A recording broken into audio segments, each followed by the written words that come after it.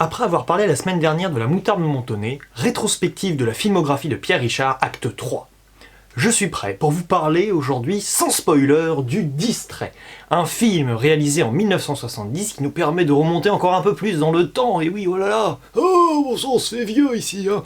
Non, plus sérieusement, et donc Pierre Richard qui réalise son film, voilà, hein, et d'ailleurs il faut préciser forcément si je fais cette rétrospective, mais qu'il est également un rôle extrêmement important dans ce film, puisque Pierre Richard a joué, me semble-t-il, toujours un rôle prépondérant dans tous les films qu'il a réalisés, et dans ce film, voilà, dont j'ai envie de vous parler ici, il faut quand même préciser qu'il constitue quelque part un petit peu le lancement de la fusée Pierre Richard dans le cœur, voilà, tout simplement, du public français, qui commence vraiment, voilà, à le connaître avec ce film, qui le découvre quelque part, et qui lui ressemble énormément. Voilà, Pierre Richard qui se dit lui-même être assez distrait. Essayons de résumer l'affaire. Alors, c'est très simple.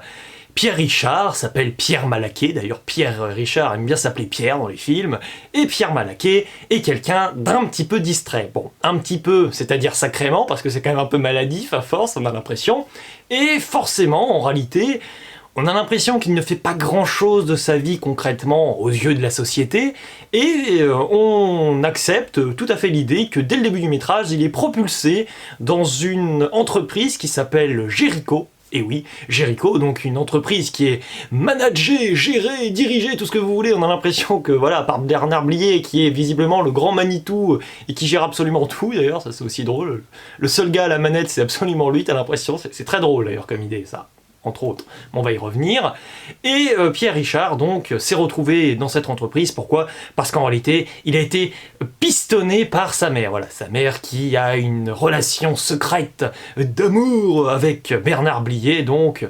Et Pierre Richard se retrouve dans un monde publicitaire, hein, tout simplement, et il se met donc à proposer ses idées complètement farfelues qui ont tendance à ne pas plaire, et peut-être que des débordements à un moment vont finir par impacter à nouveau la société. Mais ça, on verra bien. Donc voilà pour le résumé. Ce que j'aime beaucoup déjà, c'est que Pierre Richard, nous le savons, n'aime pas spécialement la publicité. Bon, publicité, on va dire qu'il en est toujours un peu question, c'est-à-dire que le sujet est toujours d'actualité, il impactera même une certaine plateforme qui commence par un Y et qui se termine par un E. Mais on verra ça plus tard. Tant voulu, on va dire. Mais en tout cas, Pierre Richard, ici, a trouvé un concept fort appréciable, parce qu'il a réussi à prendre un petit peu le syndrome des blagues de Toto. Alors, on peut faire allusion au film qui est sorti en 2020, mais je veux dire au principe même des blagues de Toto. À savoir, les blagues de Toto, ce sont en général des blagues qui paraissent un petit peu faciles. Voilà, je vous fais une blague de Toto, vous allez vous dire, oh bah dis donc, elle est peut-être marrante, mais il n'y a aucun contexte autour. C'est pas une super construction. Et Pierre Richard, donc, avec ce principe d'entreprise qui prépare de la publicité, se permet le luxe de nous balancer des idées et des exemples, voilà, et un enchaînement, une énumération d'exemples et d'illustrations pour mettre à mal la publicité, et les publicitaires, le monde publicitaire de manière générale, ce qui a le don de reproduire l'effet un petit peu Gaston Lagaffe. Et pour tout vous dire, il y a eu un film Gaston Lagaffe en live action qui est sorti en 2018, qui m'a un peu déçu, je suis extrêmement mitigé avec ce film en question. Et quelque part, j'ai envie de vous dire, et j'ai envie de dire aux personnes qui n'ont pas aimé ce film Gaston Lagaffe, regardez le Distrait ou revoyez-le, parce que c'est Gaston Lagaffe quelque part. Vous avez le personnage du patron, de Messmaker, un chauve, à savoir ici donc, eh bien Bernard Blier, qui envoie quand même donc un peu son larbin, ici Pierre Richard, donc Gaston Lagaffe, avec des contrats à faire signer à des personnes, voilà, pour permettre tout simplement la survie de l'entreprise.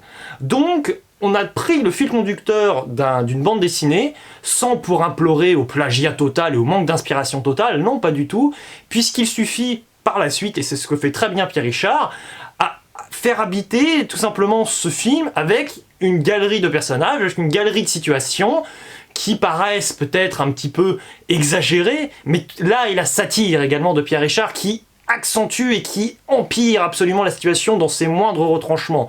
Un repas familial avec des personnes, voilà, on comprend qu'il est avec ses parents, qui sont tous très riches visiblement, et que c'est écœurant quelque part, voilà, ça dégouline de partout, quoi. Tu sens que voilà, ils sont pleins aux as, et c'est vraiment ça, c'est que ils sont en train de manger, mais le seul truc que vous avez envie de faire en voyant ce film, là, c'est vomir à ce moment-là, quoi. C'est terrible.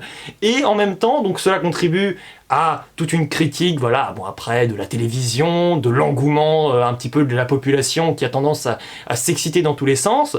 Donc toute une folie, quelque part, qui n'est pas vaine, justement. C'est ça la chose la plus importante avec le syndrome, à la fois les blagues de Toto, quelque part, ou le syndrome Gaston Lagaffe. C'est ça vraiment qu'il faut réussir à créer comme, tout simplement, comme âme, c'est ça la chose. Une âme qui permet de faire un long métrage. Parce que bon, faire un court métrage sur un Gaston Lagaffe ou blague de Toto, c'est pas compliqué à mon avis. Hein. Voilà, vous passez 3 minutes à faire un petit épisode, une petite scénette, et puis c'est réglé. Là, c'est un enchaînement de scénettes qui sont vraiment, pour moi, anthologiques, quoi. Il y a absolument aucun autre terme qui peut les qualifier de la sorte, et vraiment d'une manière encore plus positive, quoi. C'est-à-dire qu'il y a des scènes où vous avez Pierre Richard en distrait, et vous avez donc son double, Paul Prébois, et alors là, vous avez quelques scènes avec ces deux personnages, et c'est magistral, vraiment. Vous avez des scènes également avec Bernard Blier, voilà, des petites scénettes qui fourmillent un petit peu de son imagination, hein, qui rappellent donc que ce film vraiment a toute cette influence, cette inspiration de bande dessinée, clairement, et on ne peut pas imaginer pour moi Bernard Blier vivre une idylle avec une femme dans un film, parce que, c'est pas pour être méchant avec Bernard Blier, c'est un acteur que j'adore, mais c'est pas vraiment la première chose qui nous vient en tête quand tu vois son physique, quand tu vois en général le personnage qui est une vraie ordure. Et d'ailleurs, j'ai oublié de le préciser, mais on retrouve quelques acteurs des Tontons Flingueurs aussi, ça fait vachement plaisir. Et ça, c'est marrant, parce que l'intégralité du film n'est pas non plus exemple de défaut. Il y a des personnages quand même, et c'est là que j'y viens, qui non pas, voilà, me dérangent, mais qui ont tendance un petit peu à ternir malheureusement le tout. Et ce film, qui est vraiment excellent, je le maintiens, n'est pas pour autant parfait, puisque nous avons quand même du mal, enfin en tout cas pour ma part, à cerner les enjeux amoureux de Pierre Richard, qui se retrouve grosso modo avec 3 femmes dans le film, et malheureusement j'ai tendance à dire que c'est peut-être le seul véritable élément qui sort de la définition, tout simplement, de ce qu'est un homme distrait. Le film le montre très bien vis-à-vis de la famille, il y cherche même là une sorte un petit peu de justification. Pourquoi Pierre Richard est distrait? Parce que sa famille est insupportable, parce qu'il n'a absolument rien à voir avec elle, avec ses mœurs, avec ses normes, avec ses valeurs. Pourquoi est-il ainsi au travail? Parce qu'il a un esprit un petit peu d'initiative, il a envie de faire bouger les choses, il est tel qu'il est, ainsi, bon d'accord. Voilà, donc c'est peut-être mon seul véritable reproche. Cependant, voilà, je vous conseille fortement de voir ou de revoir ce film qui déborde d'une énergie totale, avec des moments de monologue, voilà, où Pierre Richard, qui est, il ne le cache pas d'ailleurs, un petit peu parfois, alors on peut en difficulté, mais qui n'est pas le meilleur en diction, parvient ici à un exercice, un moment d'éloquence phénoménal, incroyable, qui m'a fait d'ailleurs penser à plein de films un petit peu de cette année qui ont tendance à forcer un petit peu les plans séquences de bagarre comme 1917 ou le rythme de la vengeance. Ici vous avez des plans séquences, enfin c'est pas des plans séquences, mais vous avez juste des plans qui durent quelques secondes, quelques dizaines de secondes, mais qui sont techniquement bien plus simples, qui ont une portée bien plus incroyable et qui surtout transmettent une sorte d'émotion. Un rire complètement farfelu de ma part d'ailleurs est sorti quand Pierre Richard, tout simplement, voilà, l'espace, c'est pas grand chose, mais pendant 30 secondes, vous laissez Pierre Richard avec un exercice de monologue difficile, et il s'en sort magnifiquement bien. Il y a des petits problèmes, voilà, des faux raccords, il y a également un moment, bon, Paul Prébois qui visiblement termine une scène, et Pierre Richard est un petit peu en retard, ou alors Paul Prébois est un petit peu en avance, mais ils ont laissé ces scènes parce que ça, c'est un petit peu... comment dire, c'est quelque chose de très secondaire, quoi. Vous vous en rendez compte quand vous voyez plusieurs fois le film, ou si vous l'avez vu, ça change pas grand chose au propos, qui foncièrement quand même est assez impactant, et c'est quand même un petit peu chargé, même si Pierre Richard, on y reviendra plus tard, mais a proposé des films qui sont un petit peu plus engagés. Mais ce n'est pas pour autant que ce film est raté, loin s'en faut, bien sûr que non, et forcément, eh bien, il ne me reste plus qu'à vous dire ciao et à la prochaine, et on se retrouve la semaine prochaine, même jour, même heure, pour parler ensemble d'un film évidemment avec Pierre Richard, mais cette fois-ci réalisé par Gérard Houry. Ciao et à la prochaine, je me répète. Je cligne pas très bien des yeux.